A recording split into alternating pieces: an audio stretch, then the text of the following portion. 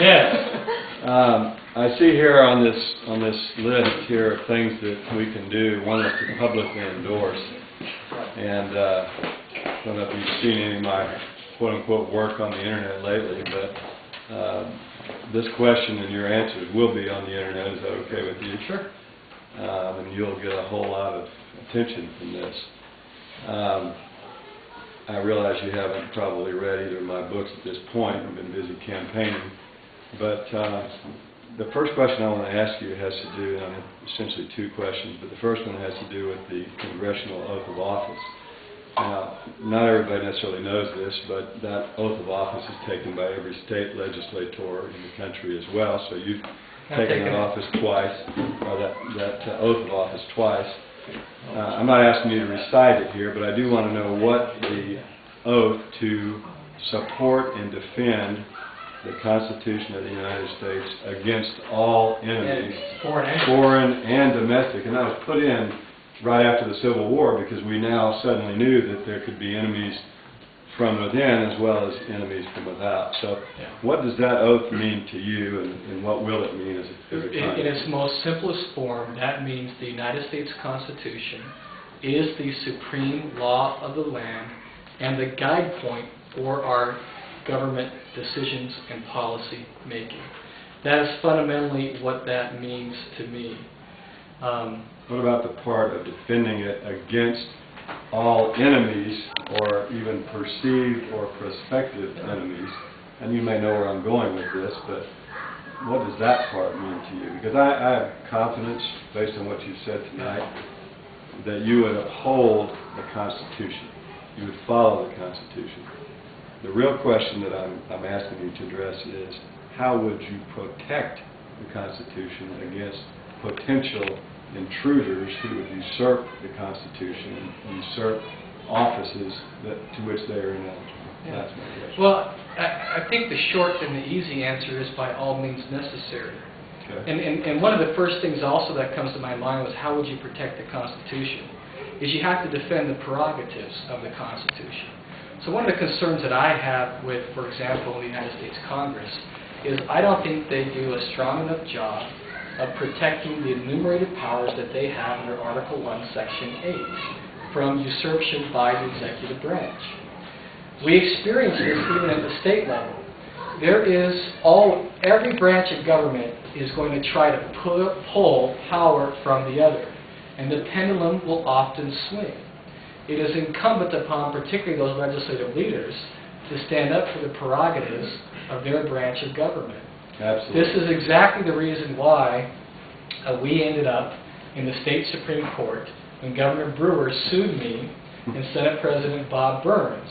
She sued us, and it was Brewer v. Burns and Adams in the Arizona Supreme Court over an issue that we felt strongly was our prerogative as the legislative branch. And not hers. And not hers. Now think about that for just a moment. You had the Republican Speaker of the House and the Republican Senate President who were willing to go to court with their own Republican governor over an issue of legislative prerogatives. That's fantastic. Frank. That's the kind of strength that I think Congress can use a whole lot more of in defending. What Congress has done way too much is they have sort of given over, because of their lack of oversight, to the executive branch in these executive agencies way too much power and authority. EPA et al. Exactly. Okay, fantastic answer. You're fully aware that Joe Arpaio, who's the most popular sheriff in the entire country, he likes to say he's not the toughest sheriff in America, but the toughest sheriff in the world, and I actually would agree with that at this point. He's been investigating the President of the United States for 6 months. Okay, the Republicans think this is hilarious. Bill O'Reilly, the subject of my book, or at least the subject of my title, O'Reilly O'Reilly, is in fact, mocking, as is Glenn Beck. All of the Republicans are mocking the notion that Sheriff Arpaio would be wasting taxpayer money, which he's not. The volunteer posse is just that, a volunteer posse. But he's proven, are you familiar with what he has come up with? I'm familiar with what I've read in the newspaper, and that's it. Okay, well, you may not know anything then because there's not much in the newspaper. I would encourage you to watch the videos that they have released, because when you do, there's not any doubt whatsoever that his birth certificate is a patent forgery. His selective service registration is an absolute forgery. Both are poor forgeries. They're not even close. They're jokes. Absolutely. Everybody who's seen that knows that. How many states do you recognize in the United States? Yeah, well, you know where I'm going with this. Yeah. 57. There you go. But the bottom line is, and they haven't gotten to the Social Security card, which you can't pass E-Verify.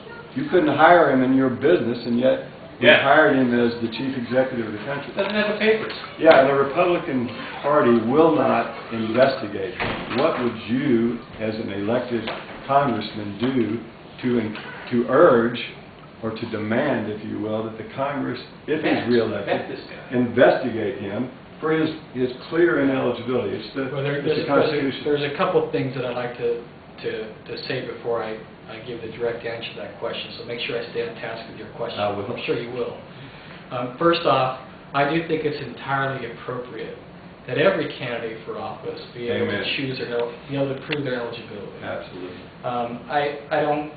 I don't really see why that's even controversial. And I mean every candidate at every level. Absolutely. I mean, we have voter ID laws, and we expect people to be United States citizens before they cast their ballots. Well, Eric Holder does not, but Well, they're contesting every state that's requiring That's right. voter identification. That's outrageous. But I think it's important on the issue that you're talking about to take just a step back for just a moment and think about this for just a second.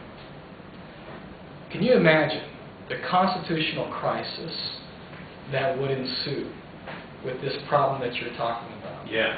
A president who is not a citizen of the United States Who holds the office? would be a constitutional, and I'm just saying generically right now. Yeah. You're saying the fallout is what you're referring to. The fallout of anybody who becomes president of the United States that is not a citizen of the United States would be a constitutional crisis, unlike one in which we've seen Maybe that's what we need. perhaps to shake up. since the Civil War. Matt, So that's one. Yeah. That's one. Okay, so take that just in the context.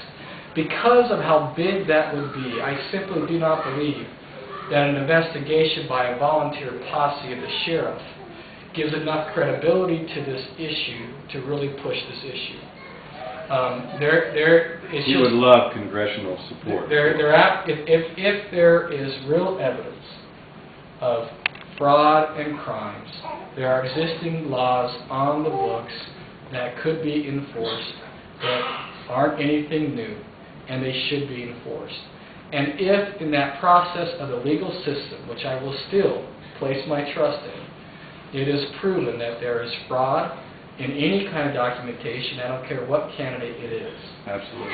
then there should be congressional oversight over that. That's my view. And so your question is, would you force hearings? I think that is too soon to say, would you force hearings, until you know that this has worked its way through the legal process. I think that it's critical for that to happen, because if you're going to induce a constitutional crisis, you better be darn sure that the process has been followed so the American people can have confidence when that crisis ensues. And it's not a farce. Let me address that if I can with 2 points. No, that was a very good answer. Number one, the crisis already exists, because if in fact he is illegal, and again, my book, it's 156,000 words of proof that that's true. And what Joe Arpaio and the cold case posse have added is just more proof. I mean, the proof is so vast that, again, it took 600 pages for me to document it, and I didn't cover it all. So the crisis already exists, but secondly, somebody has to step up and enforce it. And the courts so far, almost unanimously around the country, have said U.S. citizens have no standing in this matter, which is an outrageous absurdity. Okay, so absent a congressional hearing and congressional force, authority being brought to bear, it seems that everybody is waiting for somebody else to do it, including Sheriff Arpaio can't just walk up to the White House and present a warrant for his arrest. That's not going to happen. Right. So the crisis already exists, and so all I'm suggesting is I would ask you to look at that evidence Because anybody in the room who's seen the evidence, Yeah. it isn't even close. You don't know a single Yeah. person that doesn't have one of those documents.